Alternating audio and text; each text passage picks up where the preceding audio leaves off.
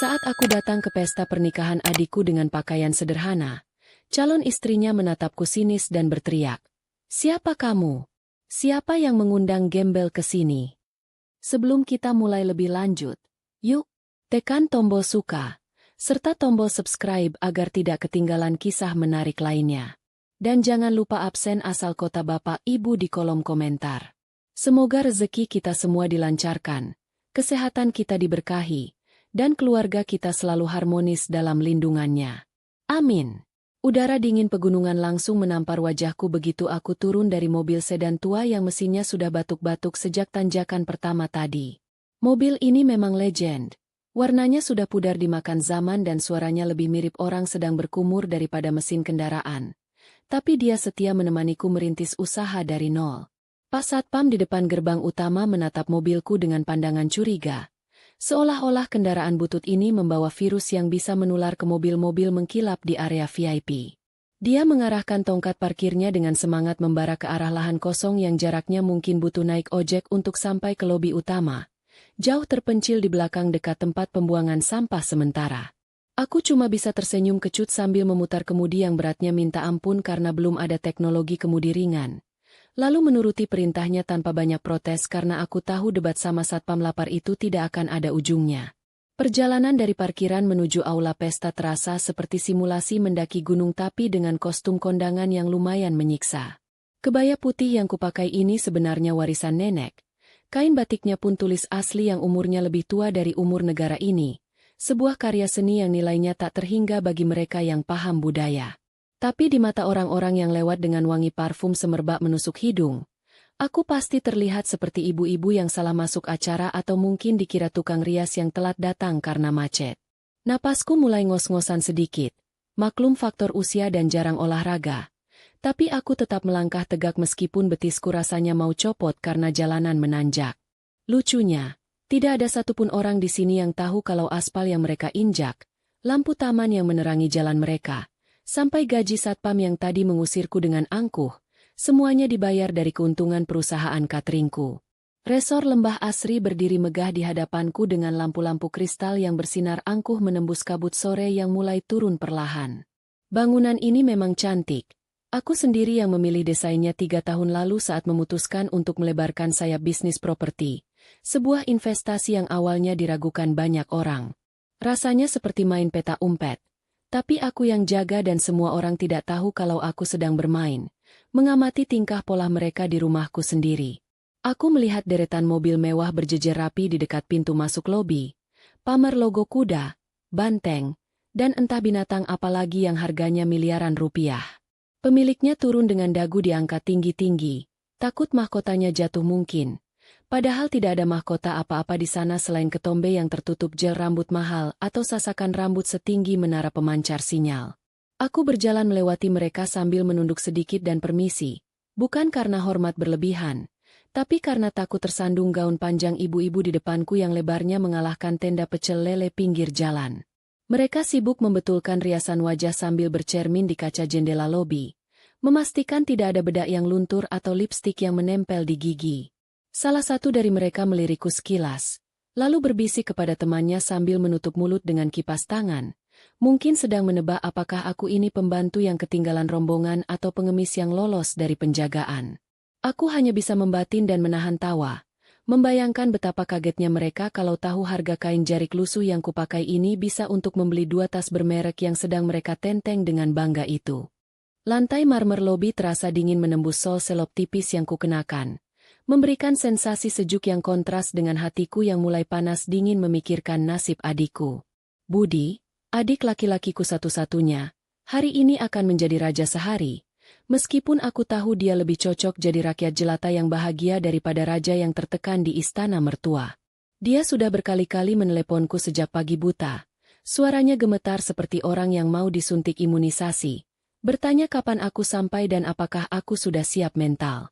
Kasihan Budi. Dia terjebak cinta buta pada wanita yang keluarganya menganggap uang adalah oksigen dan kehormatan diukur dari seberapa tebal dompet pasangannya. Aku di sini bukan untuk merusak hari bahagianya, tapi untuk memastikan dia tidak kehilangan dirinya sendiri demi menyenangkan orang lain yang bahkan tidak tulus padanya.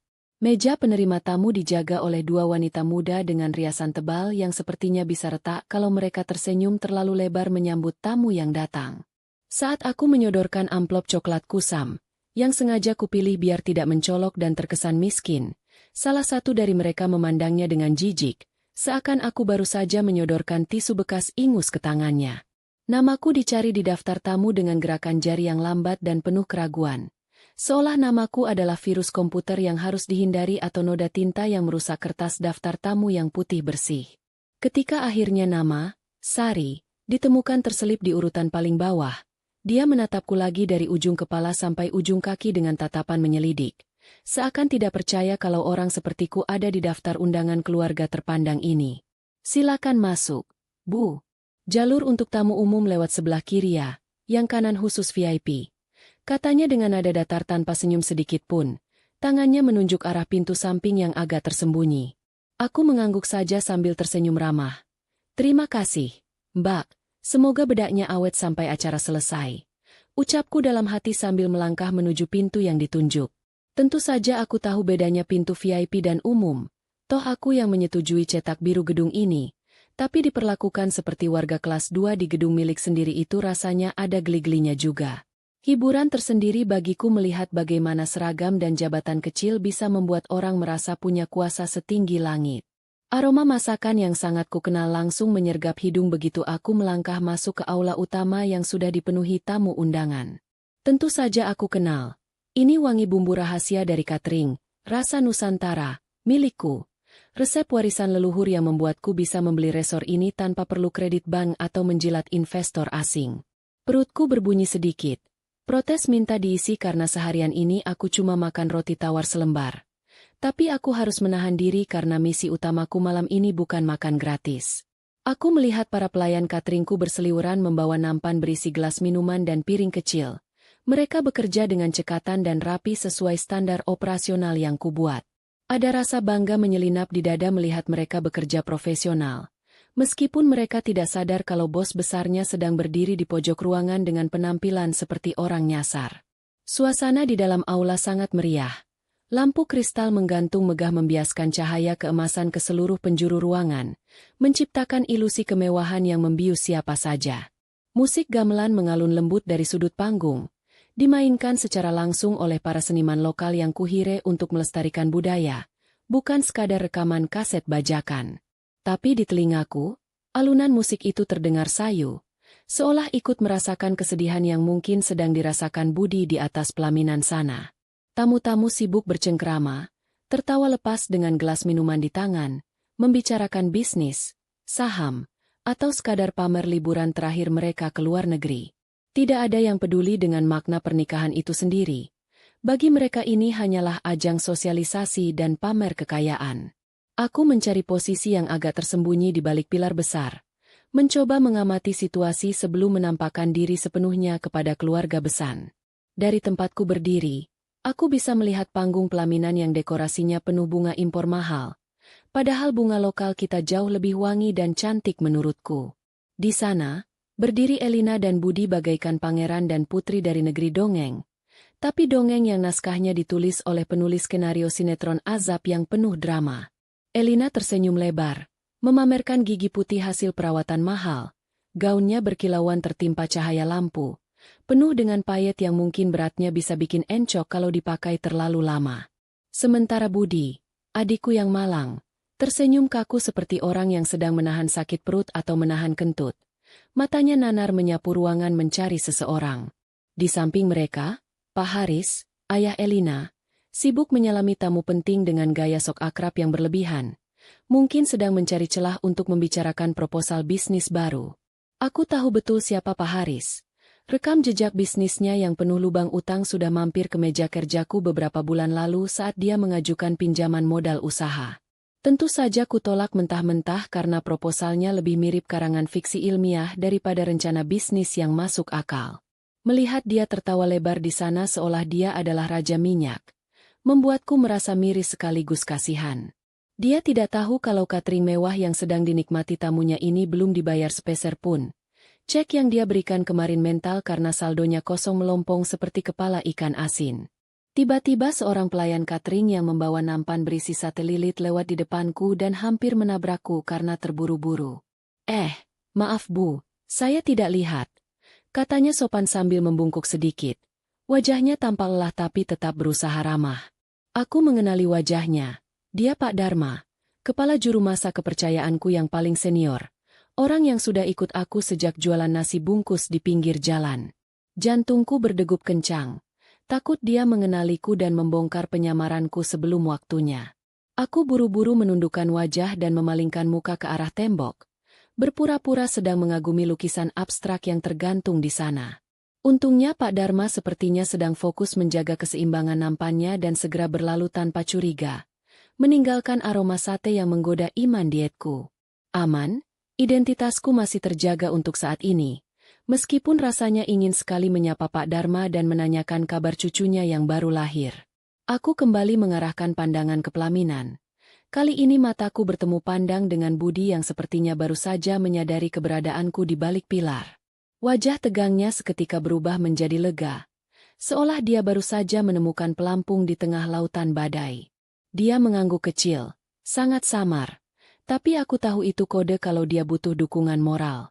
Aku membalasnya dengan senyuman tipis dan acungan jempol sembunyi-sembunyi, memberi isyarat agar dia tetap tenang dan kuat menghadapi sandiwara ini.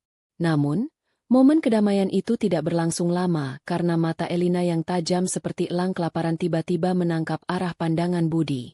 Dia mengikuti tatapan suaminya dan akhirnya mendarat tepat di sosokku yang berdiri canggung dengan pakaian sederhana ini. Senyum palsu di wajahnya lenyap seketika dalam hitungan detik. Digantikan oleh tatapan horor seolah dia baru saja melihat hantu masa lalu atau penagih utang yang datang di waktu yang sangat salah. Alisnya menukik tajam, bibirnya mengerucut sinis, dan aku bisa melihat aura permusuhan yang berkobar dari jarak puluhan meter ini. Dia membisikkan sesuatu ke telinga Budi dengan wajah garang, dan aku bisa melihat adikku langsung menunduk lesu seperti bunga layu disiram air panas. Perasaan tidak enak mulai merayapi tengkuku. Bulu kuduku meremang bukan karena dinginnya AC, tapi karena firasat akan adanya badai yang segera datang. Elina tampak tidak bisa menahan emosinya. Dia terlihat berbisik keras kepada ayahnya, Pak Haris, sambil menunjuk-nunjuk ke arahku dengan jari telunjuknya yang lentik dan berkuku panjang. Pak Haris menoleh, menyipitkan matanya berusaha melihat siapa yang ditunjuk putrinya.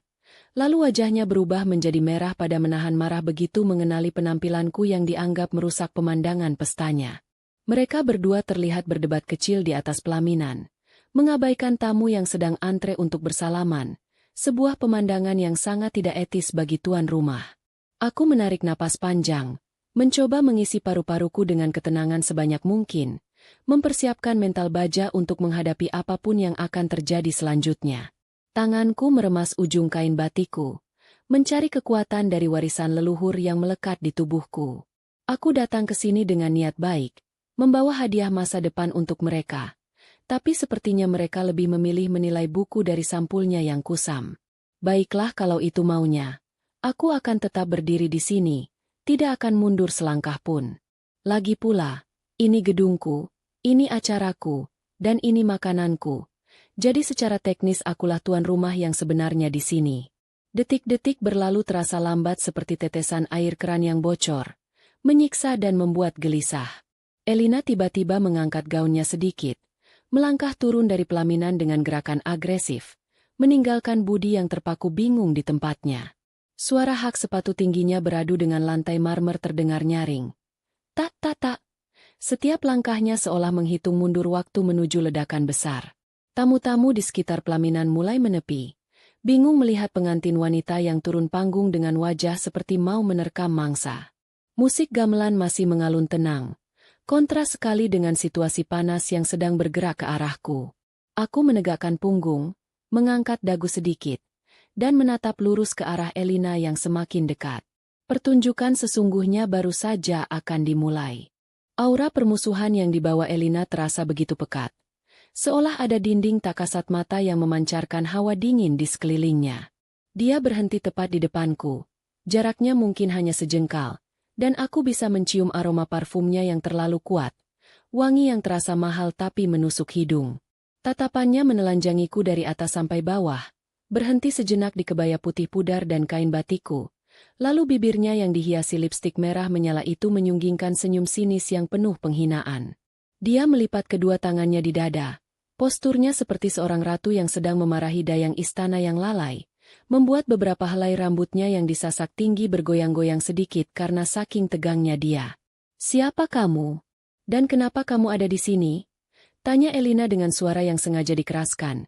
Volume suaranya lebih tinggi dari musik gamelan yang mengalun santai, sukses membuat kepala beberapa tamu yang tadi asyik mengobrol langsung menoleh ke arah kami. Aku tahu dia ingin mempermalukanku di depan banyak orang, menuntut pengakuan siapa diriku dan berhak apa aku berada di pesta yang dia anggap miliknya. Aku memilih untuk diam, hanya menatap matanya dalam-dalam, membiarkan keheningan yang kubuat tadi semakin panjang dan mencekam. Keheningan itu justru lebih efektif daripada teriakan atau makian, karena membuat orang penasaran dan fokus pada interaksi kami. Bukan karena takut. Aku diam karena aku sedang menikmati wajah Elina yang mulai memerah menahan kesal karena tidak mendapat respons yang dia inginkan. Aku tahu dia berharap aku akan menunduk, meminta maaf, atau kabur ketakutan seperti tikus yang ketahuan mencuri keju. Tapi aku hanya berdiri tegak seperti patung, dengan senyum tipis yang entah kenapa membuat Elina semakin geram. Dia mengira aku bodoh atau terlalu udik sampai tidak mengerti kode sosial. Padahal aku sedang mengukur kedalaman kesombongan yang menguasai dirinya. Melihatku tidak bereaksi, Elina semakin naik pitam dan memutuskan untuk langsung menyerangku secara verbal tanpa ampun. "Jawab aku. Kamu ini siapa? Kamu utusan dari catering? Atau kamu mau minta sedekah? Bajumu itu? Tolong deh, bikin malu tahu, merusak vibe pesta pernikahanku yang elegan ini." Dia menekankan kata gembel, tanpa mengucapkannya secara langsung, tapi semua orang yang mendengarnya sudah tahu apa yang dia maksud. Beberapa tamu mulai berbisik-bisik, ada yang berbisik kasihan padaku, tapi lebih banyak yang berbisik setuju dengan Elina, karena penampilan memang adalah segalanya di lingkaran sosialita ini. Tak lama kemudian, Pak Haris, yang wajahnya sudah seperti kepiting rebus karena menahan malu dan marah, ikut turun dari pelaminan dan menghampiri kami. Dia berjalan dengan langkah besar. Aura kekuasaannya yang penuh kepalsuan memancar kuat, ingin mengakhiri drama memalukan ini secepat mungkin sebelum rekan-rekan bisnisnya menyaksikannya. "Kamu ini siapa? Nah, Budi, kamu kenal wanita ini?" tanya Pak Haris dengan nada yang lebih berwibawa daripada putrinya, tapi tetap mengandung nada meremehkan yang menusuk. Budi, yang berdiri beberapa langkah di belakang Pak Haris, terlihat bingung, maju mundur, takut kena semprot dari calon mertuanya yang otoriter. Dia Kasari, Pak," jawab Budi dengan suara yang hampir tak terdengar, tenggelam di antara bunyi gesekan tapak kaki Pak Haris di lantai marmer.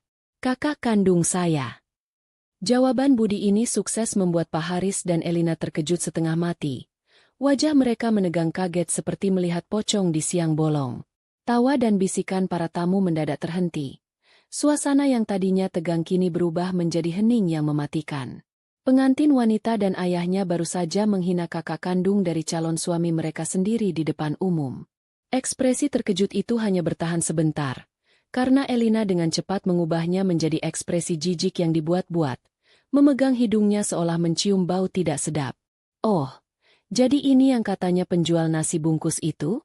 Aku kira cuma gosip saja," katanya lagi, kali ini dengan nada yang lebih merendahkan. "Budi, aku sudah bilang, jangan pernah undang orang yang kelasnya beda jauh ke pestaku. Dia harusnya duduk di dapur bersama para tukang cuci piring, bukan berdiri di sini, di karpet mewah yang harganya puluhan juta." Aku hanya mengangkat alis. Senyumku sedikit melebar, bukan karena lucu, tapi karena betapa mudahnya mereka meremehkan orang lain tanpa berpikir panjang. "Penjual nasi bungkus?" Aku tertawa kecil dalam hati. Memang benar, aku memulai semuanya dengan nasi bungkus, tapi nasi bungkus itulah yang sekarang menjelma menjadi catering, rasa Nusantara, yang disewa Pak Haris dengan harga selangit dan resor mewah tempat mereka berpesta sekarang ini. Pak Haris, yang sudah kembali menguasai diri, langsung menarik lengan Budi dengan kasar, menjauhkannya dariku, seolah aku membawa wabah penyakit menular. "Bawa dia pergi, Budi," perintah Pak Haris tajam. "Tempatkan dia di sudut sana." dekat pintu keluar karyawan. Jangan biarkan dia terlihat lagi oleh tamu-tamu pentingku. Ini adalah urusan citra. Budi, citra.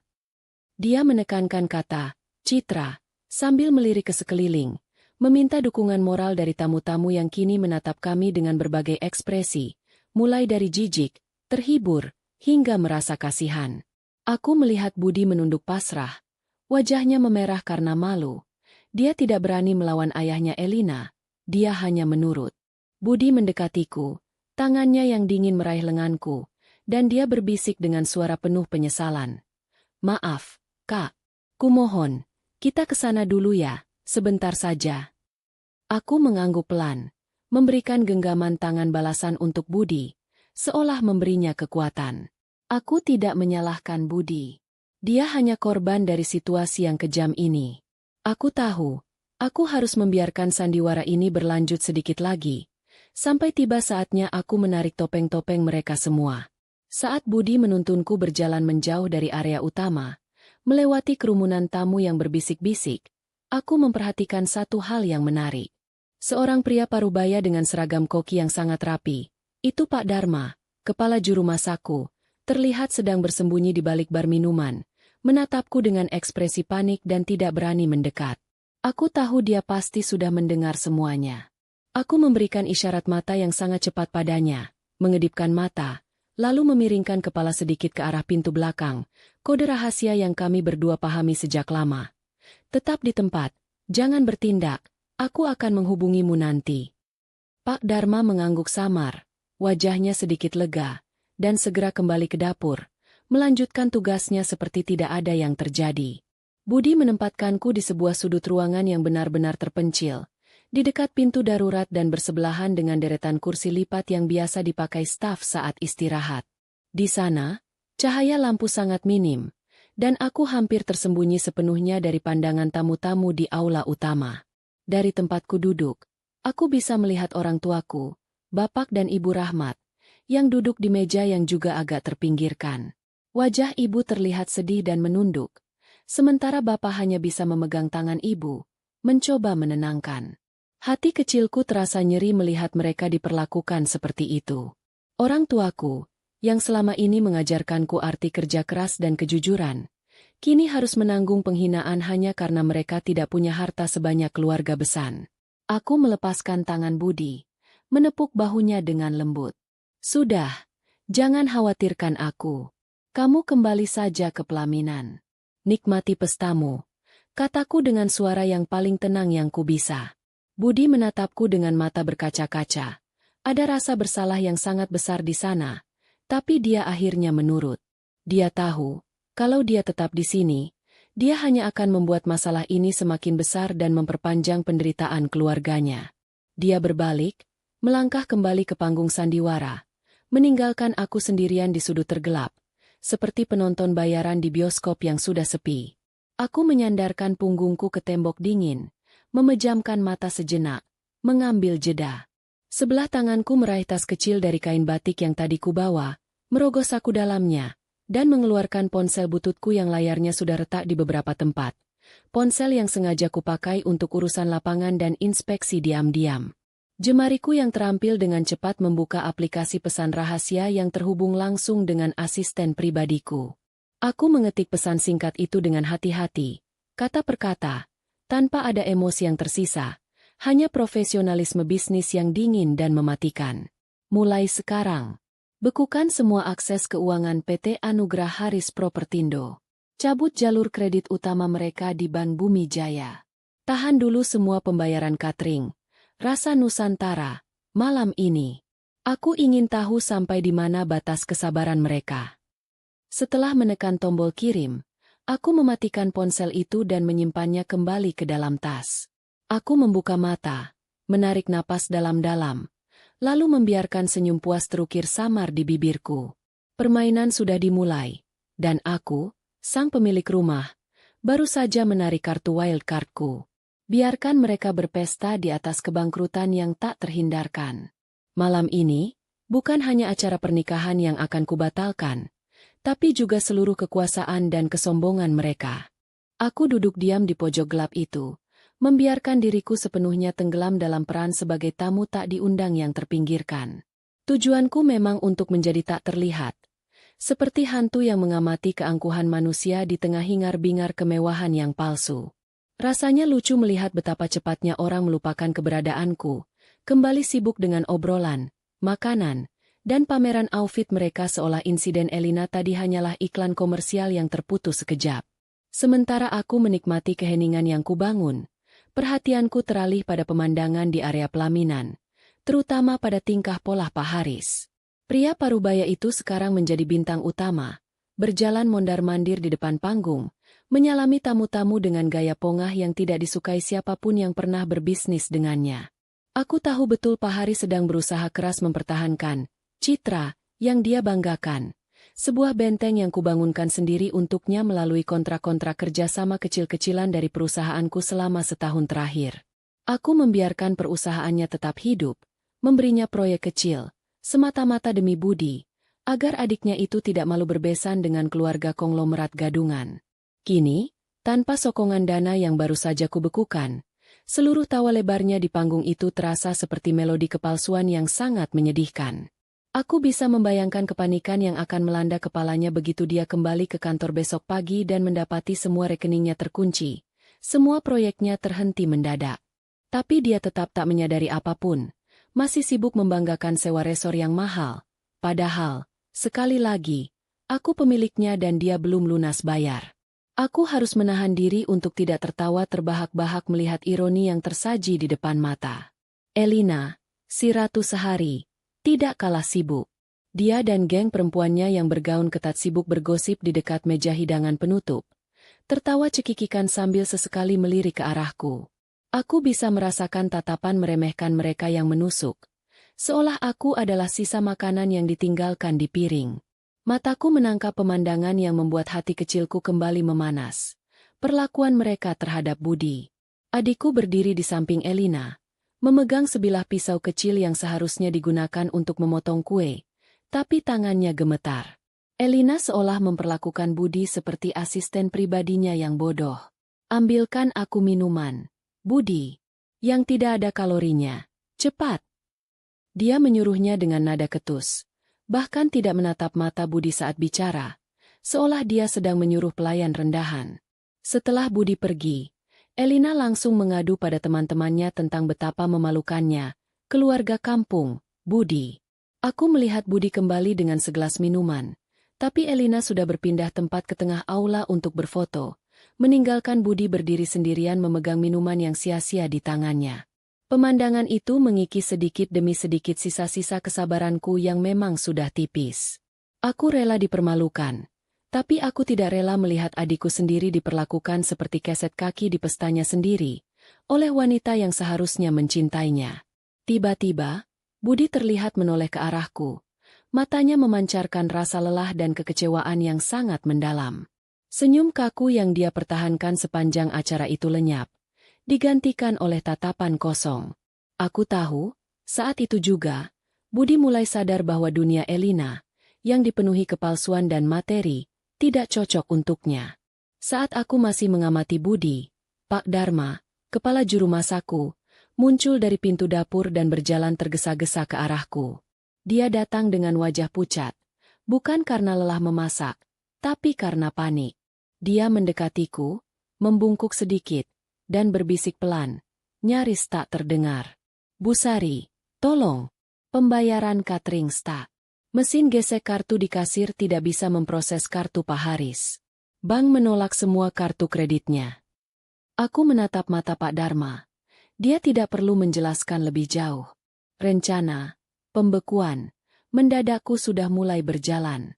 Aku tersenyum tipis, senyum yang bukan untuk Pak Dharma, tapi untuk Pak Haris yang berdiri angkuh di seberang sana. Biarkan saja dulu, Pak Dharma. Lanjutkan saja pelayanan seperti biasa. Tapi utamakan tamu di barisan meja Bapak dan Ibu Rahmat. Bisikku balik. Pak Dharma menatapku dengan heran. Tak percaya bosnya sendiri yang menyebabkan masalah pembayaran ini. Tapi Bu, ini pesanan tumpeng agung. Itu sajian termahal kami. Persiapannya 3 hari. Kalau tidak dibayar. Jangan khawatir, Pak. Itu urusanku. Potongku. Justru karena itu sajian termahal. Saya ingin tahu, apakah mereka masih akan menghargai makanan yang harganya belum lunas mereka bayar ini? Pak Dharma hanya bisa menghela napas, mengangguk pasrah, lalu berbalik kembali ke dapur. Aku kembali bersandar di dinding, merasakan sensasi kemenangan kecil yang baru saja kudapat. Aku tahu, sekarang, aku sudah memegang kendali penuh atas suasana pesta ini, hanya dengan satu kali ketikan di ponsel bututku. Aku sudah bukan lagi gembel udik yang dibuang ke pojokan. Aku adalah sutradara yang sedang mengarahkan babak klimaks kehancuran. Dan aku akan menikmatinya sambil menunggu momen yang tepat untuk tampil di panggung utama. Keheningan yang mencekik akibat krisis pembayaran catering tadi tidak berlangsung lama, karena Elina dan keluarganya segera mengalihkan fokus ke acara yang paling mereka nantikan, sesi pamer hadiah. Aku tahu ini adalah bagian favorit Pak Haris, di mana dia bisa tampil di depan relasi bisnisnya dan meyakinkan semua orang bahwa dia adalah pria yang sangat sukses. Meskipun dompetnya kini sudah kugeledah secara digital dan ternyata isinya lebih miris daripada dompet mahasiswa akhir bulan. Budi terlihat semakin pucat di pelaminan. Dia pasti sudah merasakan ada yang tidak beres. Tetapi sekali lagi, dia tak berdaya di bawah tekanan calon mertuanya yang obsesif. Pak Haris maju ke depan mikrofon, berdeham keras, lalu mulai mengumbar janji dan kebanggaan diri yang membuatku geli mendengarnya. Dia berbicara tentang rencana besar perusahaan propertinya yang sebenarnya sudah kolaps pagi tadi, memuji-muji betapa beruntungnya Budi mendapatkan putri semata wayangnya, dan diakhiri dengan gestur dramatis mengeluarkan kunci mobil sport mewah. Kunci itu diangkatnya tinggi-tinggi, berputar di bawah cahaya kristal, memantulkan kilau yang membuat mata para tamu melotot kagum. Padahal mobil itu masih dalam status cicilan yang pembayarannya juga sudah kularang bank untuk mencairkan dananya. Aku harus menahan tawa, membayangkan betapa histerisnya Pak Haris besok pagi saat tahu mobil mewah itu akan ditarik paksa. Lalu tibalah giliran orang tuaku, Bapak dan Ibu Rahmat. Mereka berjalan ke panggung dengan langkah yang berat dan canggung. Terlihat jelas rasa minder yang menguasai diri mereka di tengah kemewahan yang berlebihan ini. Ibu mengenakan kebaya sederhana yang kupinjamkan, Bapak dengan baju batik lamanya. Kontras sekali dengan gaun dan jas yang mengkilap di sekeliling mereka. Hatiku mencelos melihat wajah ibu yang terlihat sangat takut. Ingin rasanya aku lari ke sana, memeluknya, dan mengatakan bahwa semua ini hanya sandiwara bodoh. Bapak maju selangkah dan menyerahkan sebuah map tipis kepada Elina. Ini dari kami. Nak, jangan dilihat nilainya ya. Tapi ini tulus dari hati kami, kata Bapak dengan suara yang sedikit bergetar. Ibu mengangguk pelan. Air matanya sudah siap tumpah. Map itu berisi sertifikat sawah produktif seluas 2 hektar di kampung. Harta satu-satunya yang kami miliki dan dijaga turun-temurun. Nilai sentimentalnya jauh lebih besar daripada nilai jualnya di mata kami. Elina mengambil map itu dengan ujung jari, seolah benda itu membawa penyakit, dan membukanya dengan gerakan kasar. Matanya hanya melihat sekilas ketulisan, sertifikat hak milik tanah. Lalu dia mendengus keras tepat di depan mikrofon. Suara dengusannya bergema ke seluruh aula. Sawah? Ya ampun. Buat apa? Untuk kuburan? Buat kami repot bayar pajak saja. Hinaan itu telak dan kejam. Langsung menusuk ulu hati Bapak dan Ibu Rahmat. Bapak hanya bisa menunduk dalam-dalam. Harga dirinya sebagai kepala keluarga diinjak-injak dengan keji di depan ratusan orang. Ibu Rahmat langsung menangis terisak, menutup wajahnya dengan kedua tangan. Budi, yang berdiri di samping Elina, mengepalkan tangan kuat-kuat. Wajahnya memerah menahan amarah. Tapi tatapan tajam Pak Haris yang mengunci membuatnya kembali menunduk, tak berdaya. Saat itulah kesabaranku benar-benar habis. Uap amarah yang kutahan sejak tadi langsung memuncak ke ubun-ubun. Aku tidak tahan melihat orang tuaku menangis. Cukup sudah. Aku berdiri dari kursi lipat reot itu, melangkah keluar dari sudut gelapku dengan langkah yang tenang namun berirama, menciptakan ketegasan di setiap pijakan kakiku di karpet mahal itu. Aku berjalan membelah kerumunan tamu yang tadinya siba menikmati drama kehinaan itu. Tamu-tamu yang melihatku keluar dari sudut gelap menatapku dengan heran, seolah tikus got yang baru saja berani menampakkan diri di tengah pesta. Aku tidak peduli dengan bisikan mereka. Aku hanya fokus pada panggung tempat keluargaku sedang dihinakan. Aku menaiki tangga panggung tanpa diundang, tanpa permisi, dan berdiri tegak di hadapan Elina yang menatapku dengan jijik bercampur bingung. Budi menatapku dengan mata penuh harapan dan ketakutan. Di tanganku, tergenggam erat amplop coklat kusam yang tadi kuberi ke meja penerima tamu dan mereka buang ke lantai. Aku menyodorkan amplop itu kepada Elina. Ini, ambil ini. Hadiah dariku. Semoga cukup untuk menutup mulutmu yang tidak tahu sopan santun, kataku dengan suara rendah namun jelas, tanpa perlu mikrofon, tetapi suaraku entah kenapa terdengar begitu kuat dan berwibawa. Elina menatap amplop itu dengan tatapan paling menghina yang pernah kulihat. Dia tertawa mengejek, tawa yang kering dan menusuk. Apa isinya? Uang receh? Sumbangan dari penjual nasi bungkus? Aku tidak butuh. Dengan gerakan tangan yang kasar dan penuh kebencian, Elina menepis tanganku kuat-kuat. Amplop itu terlepas, melayang sebentar di udara, lalu jatuh tergeletak di lantai panggung, tepat di sebelah tempat sampah kecil untuk membuang tisu bekas. Keheningan kembali menyelimuti aula. Kali ini lebih mematikan dari sebelumnya. Elina tersenyum puas, seolah baru saja memenangkan duel pedang. Dia menyuruhku memungut amplop itu dan menggunakannya untuk membeli baju yang layak. Aku menatap amplop yang tergeletak di samping tong sampah itu, lalu menoleh ke wajah Elina, ke mata Pak Haris yang angkuh, dan ke wajah orang tuaku yang basah oleh air mata. Senyumku menghilang, berganti dengan ekspresi datar yang dingin. Di dalam amplop itu ada dua hal, cek kosong yang sudah kutandatangani, di mana dia bisa mengisi angka berapapun untuk modal usaha mereka, dan kunci kartu akses ke sebuah villa mewah di Bogor yang sudah lunas kusiapkan untuk Budi. Dia baru saja membuang kekayaannya sendiri ke tempat sampah, sambil menertawakan kehormatan orang lain. Aku menarik napas. Ini saatnya membalas. Aku tidak memungut amplop itu. Aku hanya melangkah mundur sedikit, menatap Elina, dan senyum kecil yang penuh arti kembali di bibirku, menandakan bahwa dia baru saja membuat kesalahan terbesar dalam hidupnya. Setelah penghinaan terhadap amplop itu, suasana di panggung pernikahan terasa seperti menunggu bom waktu meledak. Amplop coklat kusam itu masih tergeletak menyedihkan di samping tempat sampah, menjadi saksi bisu betapa piciknya penilaian Elina dan Pak Haris terhadap ketulusan dan harta yang mereka anggap rendahan. Pak Haris, yang awalnya angkuh, kini terlihat sedikit gelisah, berulang kali berdeham dan mengelap keringat di pelipisnya. Mungkin insting bisnisnya mulai mencium bau amis kerugian yang tak terhindarkan. Aku tetap berdiri di panggung, tidak menyingkir, tidak juga berteriak, membiarkan keheningan itu melilit leher semua orang. Aku tahu, saat ini aku sudah menjadi pusat perhatian, dan diamku jauh lebih berisik daripada 1000 teriakan histeris. Budi menatapku dengan mata memohon, meminta penjelasan, meminta aku mengakhiri penderitaan ini. Tapi aku memberinya isyarat halus untuk bersabar. Drama ini harus selesai dengan klimaks yang indah, bukan dengan akhir yang menggantung. Melihat suasana yang tak kunjung mencair, dan menyadari bahwa keberadaanku di panggung merusak spotlight mereka, Pak Haris memutuskan untuk mengambil tindakan. Dia berjalan ke arahku dengan langkah yang dipaksakan berwibawa, mencoba menguasai situasi dengan otoritas yang sebenarnya sudah luntur.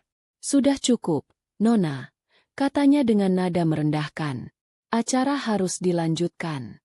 Lebih baik kamu kembali ke tempat dudukmu. Dan jangan buat keributan lagi. Kami tidak ingin ada tamu yang melihat aib keluarga. Dia mencondongkan tubuhnya sedikit, berbisik kepadaku dengan desisan tajam yang hanya bisa kudengar. Pergi. Atau aku panggil keamanan. Aku hanya tersenyum tipis, menatap lurus ke matanya yang penuh ancaman. Keamanan? Tentu. Panggil saja. Jawabku pelan. Justru saya yang sedang menunggu mereka. Tepat setelah aku mengucapkan kalimat itu, sebuah kegaduhan kecil terjadi di pintu dapur. Pintu kayu jati itu terbuka perlahan, dan dari sana muncul barisan pelayan cateringku yang dipimpin oleh Pak Dharma. Namun, kedatangan mereka kali ini berbeda. Pak Dharma berjalan di barisan paling depan dengan postur tegap, mengenakan sarung tangan putih bersih, dan di belakangnya, 4 pelayan senior membawa sebuah nampan perak tertutup tudung saji yang berkilauan. Mereka berjalan dengan langkah militer yang teratur, menciptakan irama ketegasan yang kontras dengan musik gamelan yang masih mengalun sayu. Suasana pesta langsung hening total.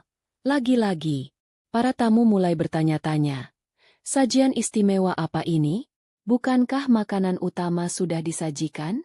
Pak Haris kembali memasang wajah bangga, menyenggol lengan Elina yang sibuk membetulkan riasannya. Lihat, itu pasti pelayanan spesial dariku. Mereka tahu siapa aku.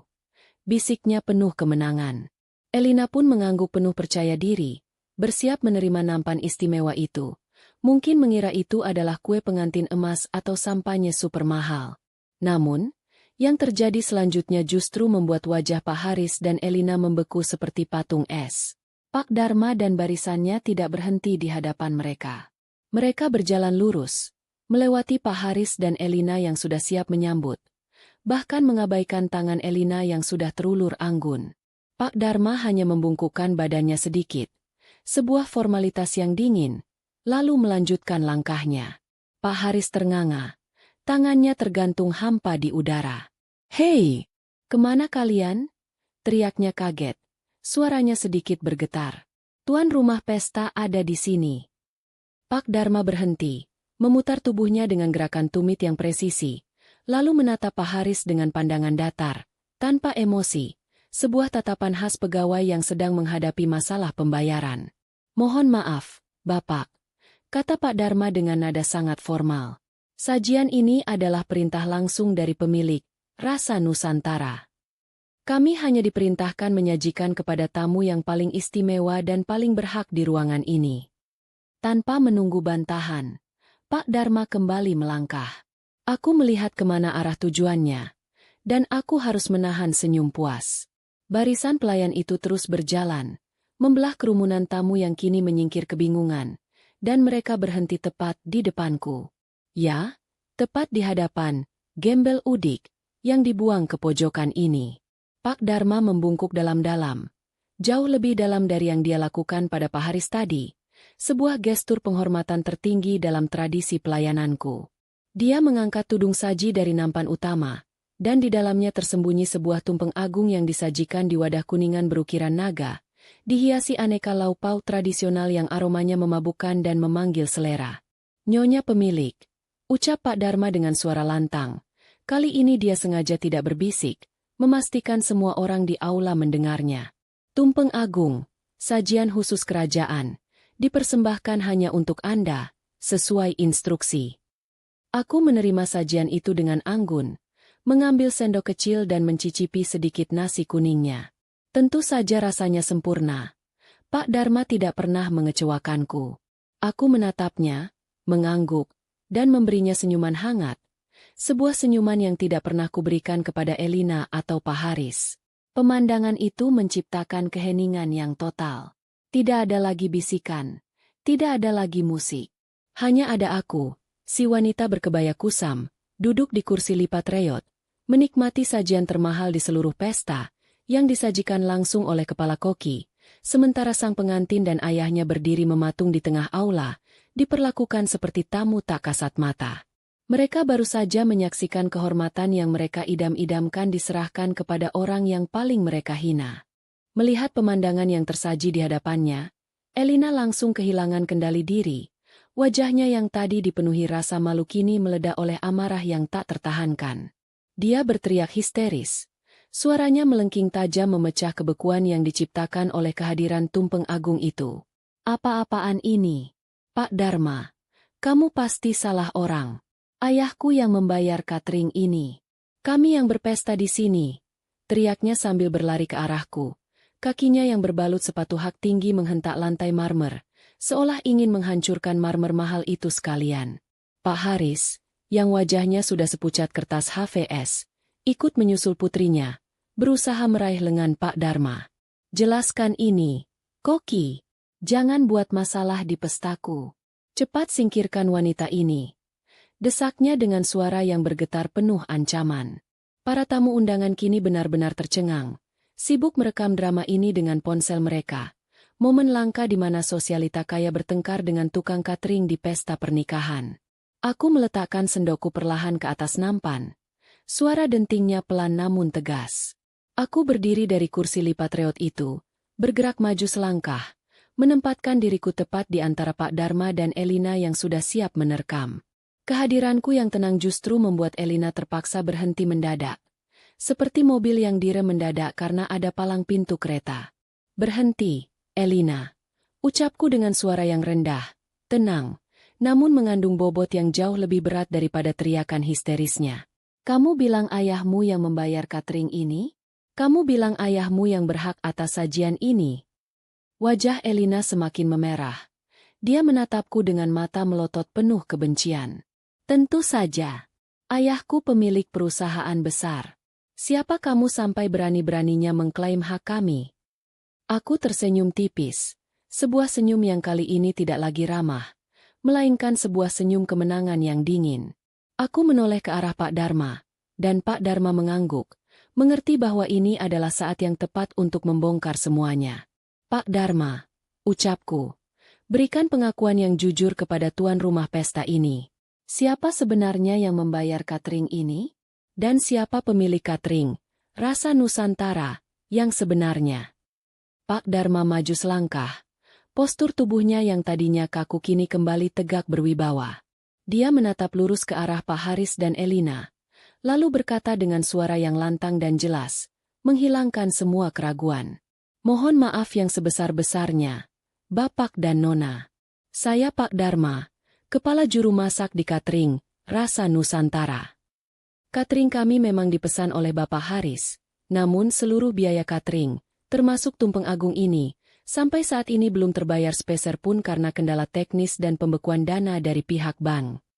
Satu fakta telak, pembayaran 0 rupiah." Wajah Pak Haris langsung berubah putih pucat pasi. Dia terhuyung ke belakang satu langkah. Rasa malunya kini melampaui rasa marahnya. Elina terlihat seperti orang yang baru saja tersengat listrik. Mulutnya menganga, tidak mampu berkata-kata.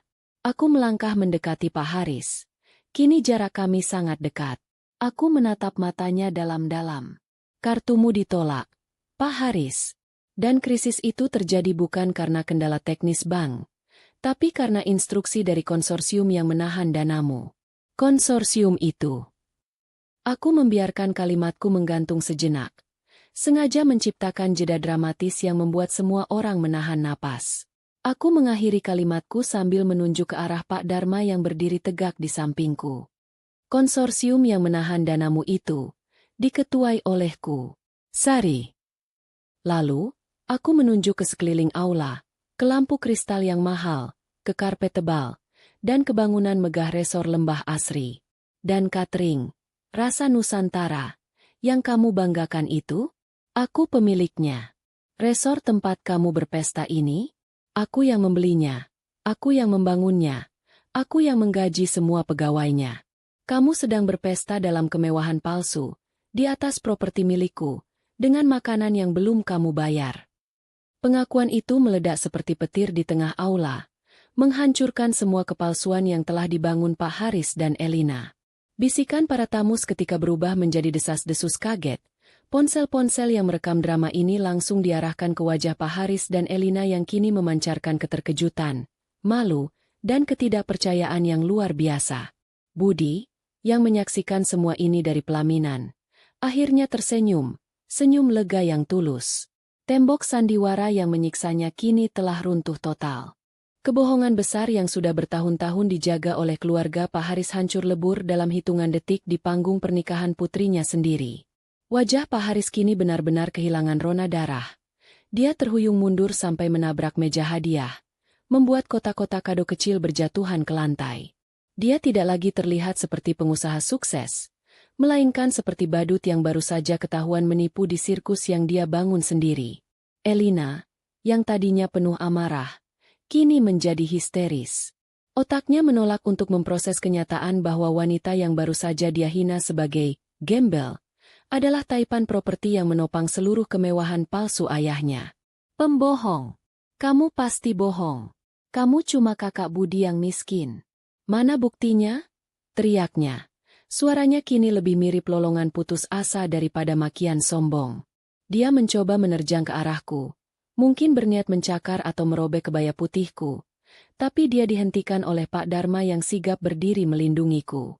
Aku sama sekali tidak panik. Aku menatap mata Elina yang berkaca-kaca karena ketidakpercayaan itu. Aku mengalihkan pandanganku ke arah amplop coklat kusam yang tergeletak di lantai, di dekat tempat sampah. Amplop yang beberapa menit lalu dia buang dengan jijik. "Kamu mau bukti?"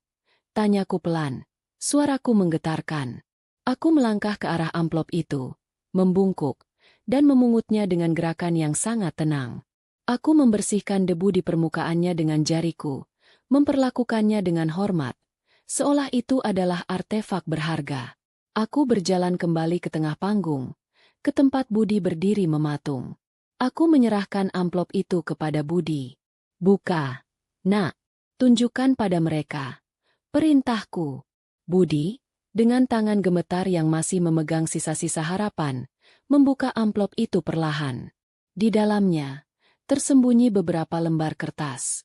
Budi menarik keluar selembar cek bank yang masih utuh dan berkilau.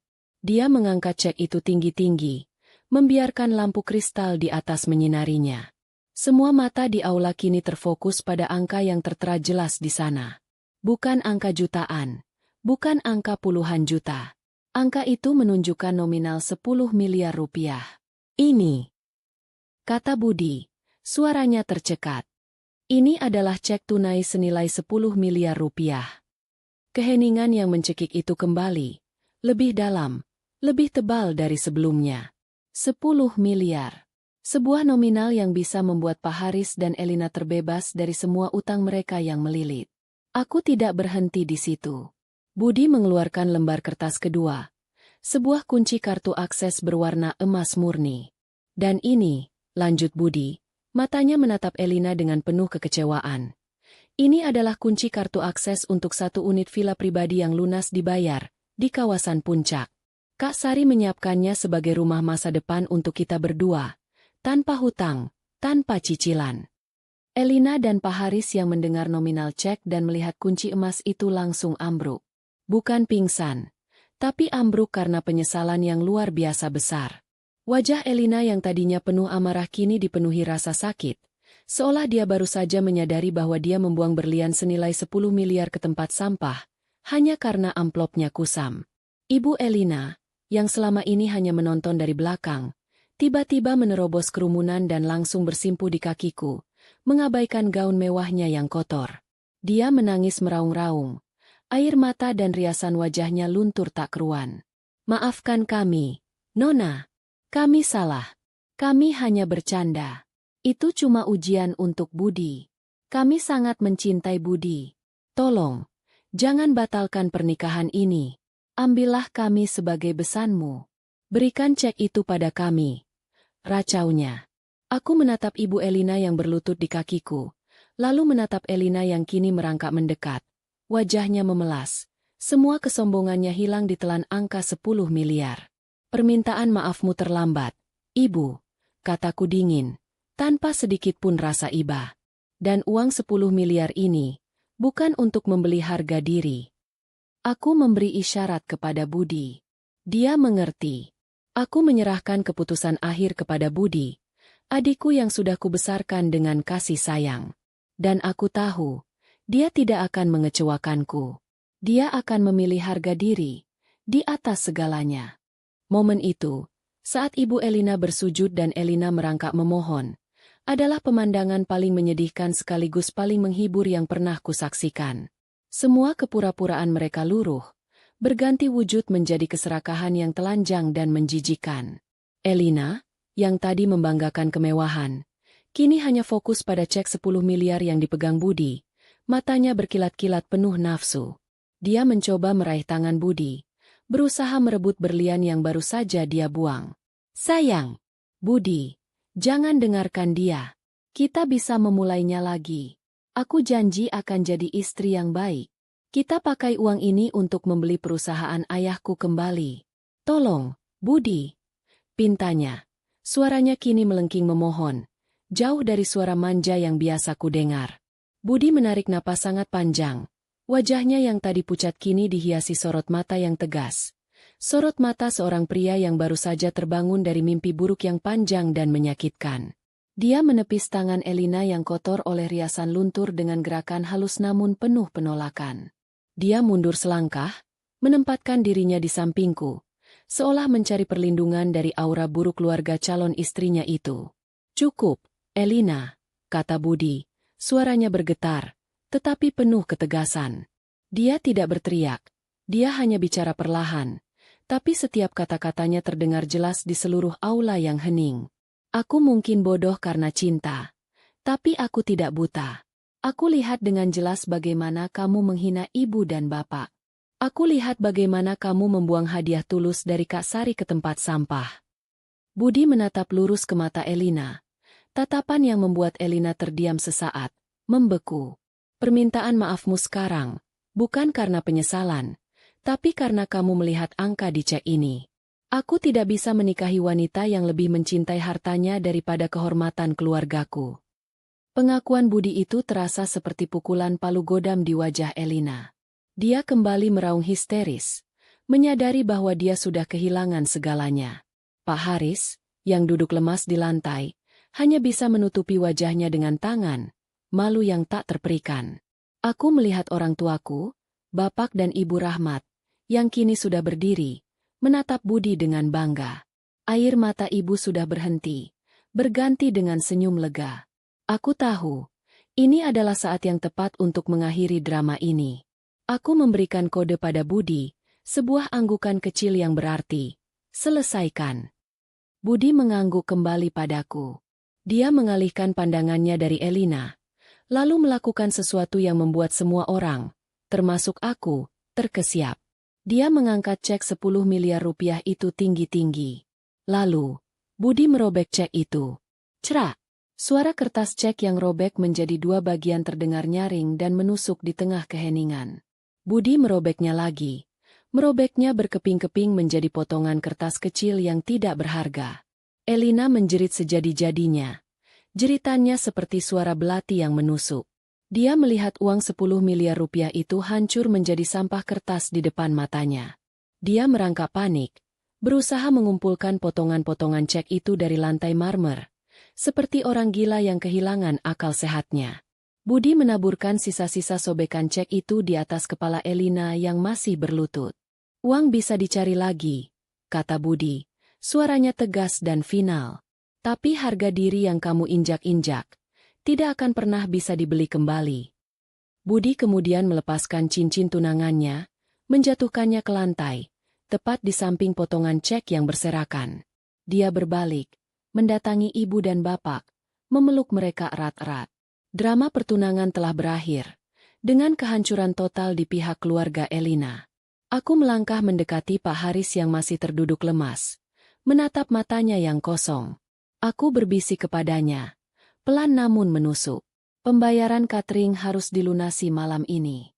Tidak ada diskon, tidak ada keringanan. Dan setelah ini, tim legal perusahaan akan segera mengurus pembatalan semua kerjasama dan menarik aset yang kami pinjamkan kepada Bapak. Terima kasih sudah berpesta di Resor Lembah Asri. Itu adalah layanan terakhir dari kami." Aku memberi isyarat kepada Pak Dharma yang sudah memanggil keamanan resor.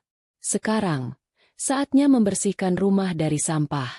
Kekacauan yang terjadi di panggung membuat seluruh aula Resor Lembah Asri terasa seperti medan perang moral. Sementara Elina meratap histeris di lantai, mencoba menyatukan kembali sobekan cek 10 miliar yang sudah tak berarti, aku memberikan isyarat tegas kepada Pak Dharma. Tidak ada lagi toleransi, tidak ada lagi belas kasihan. Waktunya untuk membersihkan rumah. Dalam hitungan detik, beberapa petugas keamanan resor yang berbadan tegap dan berpakaian rapi bergerak cepat. Mereka mengepung keluarga Pak Haris.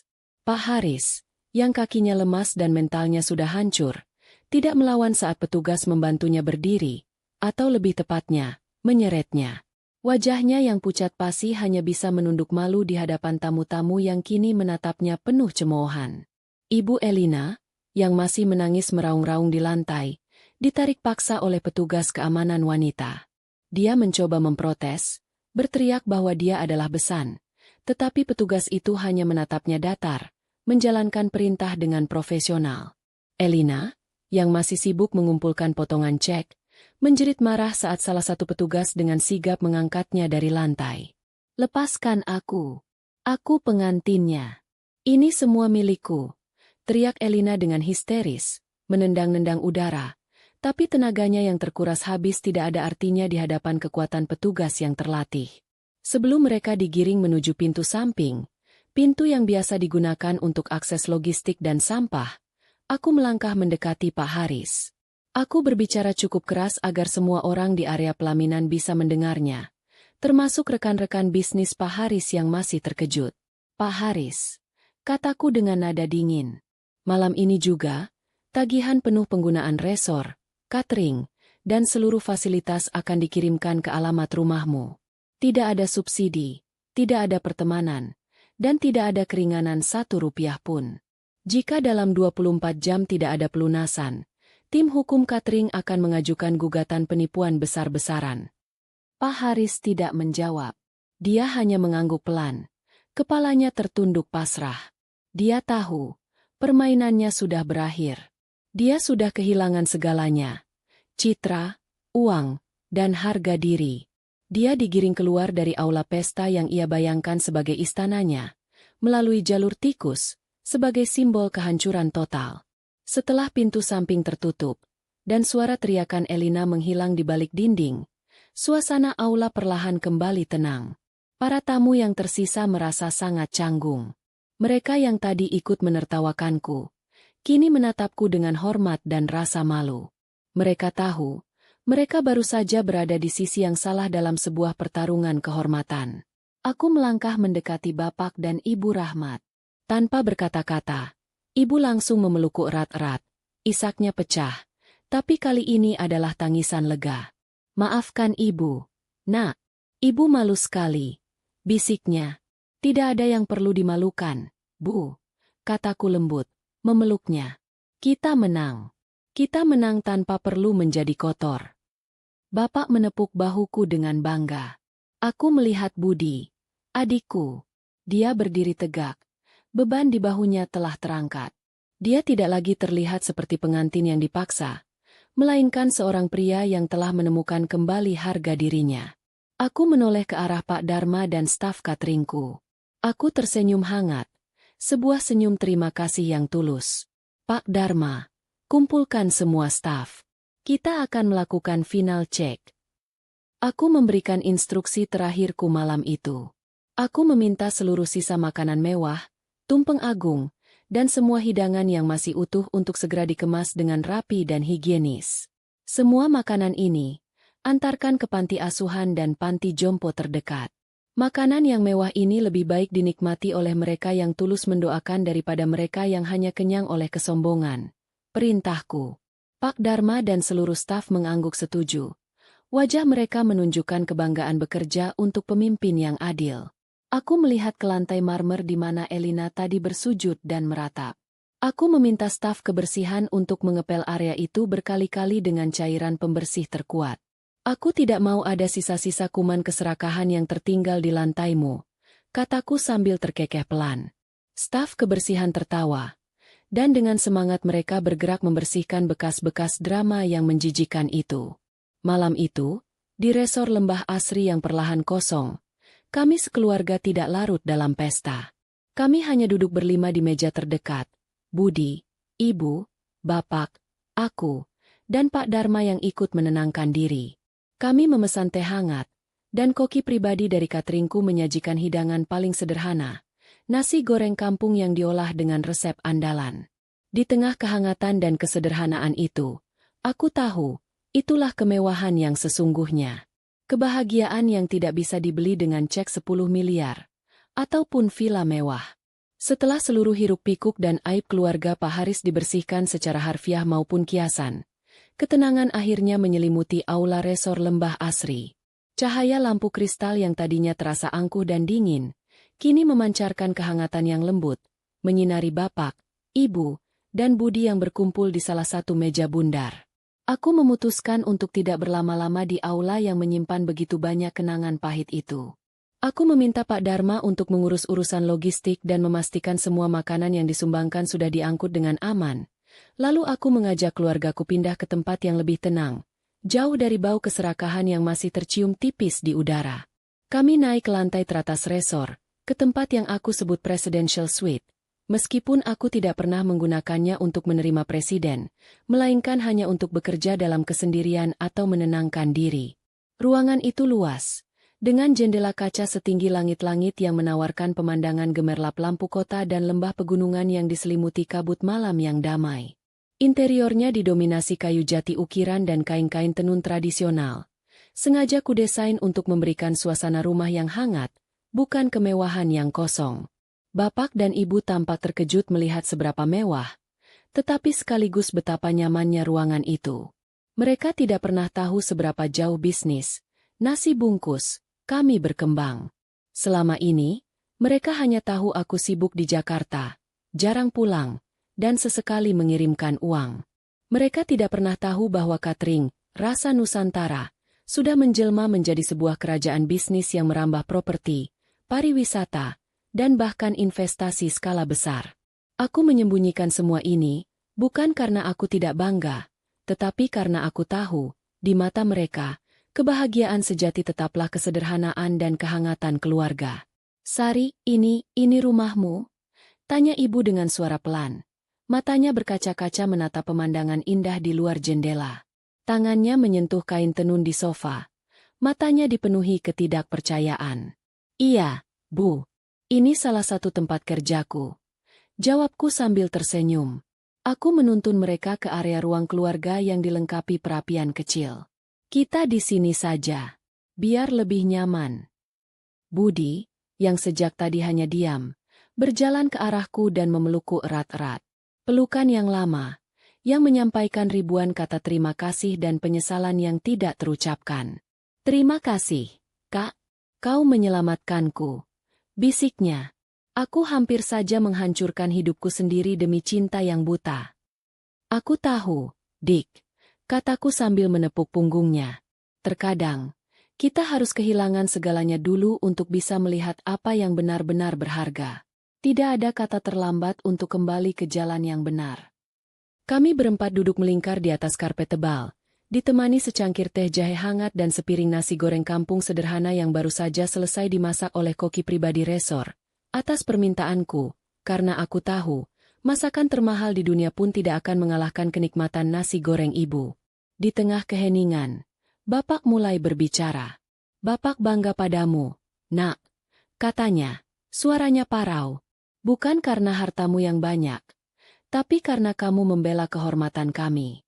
Bapak bangga kamu tidak membalas hinaan mereka dengan hinaan, tapi dengan kebenaran yang telak. Aku tersentuh mendengarnya. Aku tahu, pengakuan Bapak itulah penghargaan tertinggi bagiku. Aku melakukan ini untuk Bapak dan Ibu, kataku. Harga diri kita tidak ternilai harganya. Tidak bisa dibeli dengan cek 10 miliar ataupun villa mewah.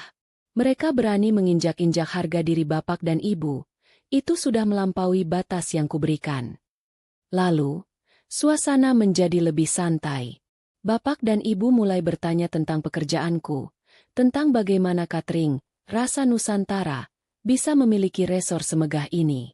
Aku menceritakan sedikit, tetapi dengan bahasa yang sederhana, jauh dari istilah-istilah bisnis yang rumit. Aku menceritakan bagaimana kerja keras dan kejujuran yang mereka ajarkan dulu, saat kami masih berjualan nasi bungkus di pinggir jalan, menjadi fondasi terkuat dari semua kesuksesan ini. Saat ibu menanyakan tentang ponsel bututku yang layarnya retak, aku tertawa geli. Ah, ini, kataku sambil menunjukkan ponselku. Ini ponsel keramat. Soalnya, ini yang kugunakan untuk menghidupkan dan mematikan bisnis-bisnis besar. Jangan tertipu oleh tampilannya yang jelek, Bu. Ini ibarat komandan perang yang tidak perlu memakai baju besi mahal, tapi punya kendali atas ribuan pasukan. Ibu dan Budi tertawa mendengarnya, merasa terhibur dengan perbandingan kocak yang kuberikan. Itu adalah momen jeda yang kuperlukan, momen tawa yang membebaskan setelah drama yang mencekik. Budi kemudian menceritakan semua yang dia rasakan selama persiapan pernikahan. Dia mengaku sudah lama merasa ada yang salah dengan Elina. Dia merasa seperti barang pameran, bukan pasangan. Dia harus memaksakan diri membeli pakaian, jam tangan, dan gaya hidup yang tidak sesuai dengan jati dirinya, hanya untuk menyenangkan keluarga Elina. Aku lelah, Kak, kata Budi. Matanya kini terlihat lebih jernih. Aku lelah berpura-pura. Saat ibu menangis tadi, aku sadar. Aku hampir menjual keluarga kita demi cinta yang hanya mencintai dompetku. Terima kasih sudah merobek cek itu. Itu adalah hal terbaik yang pernah kulihat. Aku lebih baik jadi Budi yang miskin dan bahagia, daripada jadi Budi yang kaya tapi tidak punya kehormatan. Aku memeluk Budi lagi. Aku tahu dia sudah dewasa. Aku tahu dia sudah sembuh dari cinta butanya. Setelah berbincang cukup lama, aku meminta mereka beristirahat. Tetapi Bapak menatapku, memberikan isyarat untuk melakukan sesuatu. Aku mengerti. Dalam ajaran keluarga kami, setiap kali kami selamat dari musibah atau mendapat rezeki yang tak terduga, kami harus segera bersyukur. Aku memanggil seorang pelayan, meminta sajadah untuk 4 orang. Di ruang tamu presidential suite yang mewah itu, di tengah malam yang dingin, kami menggelar sajadah. Bapak memimpin kami menjadi imam salat Isya berjamaah. Saat kami bersujud, di dalam keheningan yang syahdu itu, aku merasakan kedamaian yang sesungguhnya. Itu adalah momen puncak dari kemewahan bagiku. Bukan resornya, bukan uangnya, melainkan kesatuan dan kesyukuran keluarga yang utuh. Kami bersyukur telah diselamatkan dari orang-orang yang salah. Kami bersyukur karena harga diri kami tetap terjaga. Setelah salat selesai, kami duduk melingkar di atas karpet. Aku berjanji kepada Budi, mulai besok, kamu akan bekerja denganku. Bukan sebagai kacung, tapi sebagai penerus. Kamu akan belajar mengelola rasa Nusantara dan seluruh asetnya. Belajar bagaimana mencari uang dengan cara yang jujur dan bermartabat. Kamu akan bertemu wanita yang mencintaimu apa adanya, bukan karena kunci villa atau nominal cek. Budi mengangguk. Wajahnya berseri-seri, dipenuhi semangat baru. Kami menghabiskan sisa malam itu dengan makan nasi goreng kampung yang sudah dingin, sambil tertawa mengenang bagaimana Pak Haris dan Elina saling menyalahkan di panggung, dan bagaimana Ibu Elina merangkak memohon ampun. Itu adalah tawa yang membebaskan, tawa yang membersihkan jiwa dari sisa-sisa drama buruk tadi. Aku menatap jam tangan, sudah larut malam. Di luar sana, di sudut kota, timku pasti sedang mengirimkan makanan mewah sisa pesta ke panti-panti. Di sisi lain kota, Pak Haris dan Elina pasti sedang menghadapi tagihan besar dan telepon dari bank yang menagih utang. Karma bekerja, cepat dan tanpa ampun. Aku tersenyum puas. Aku tidak menyesal datang dengan kebaya kusam dan ponsel bututku. Karena penyamaran sederhana itu, aku bisa menyelamatkan adikku, membela kehormatan orang tuaku, dan menunjukkan kepada dunia, atau setidaknya kepada resor Lembah Asri, bahwa kehormatan dan kejujuran akan selalu menjadi kekayaan terbesar yang dimiliki seseorang.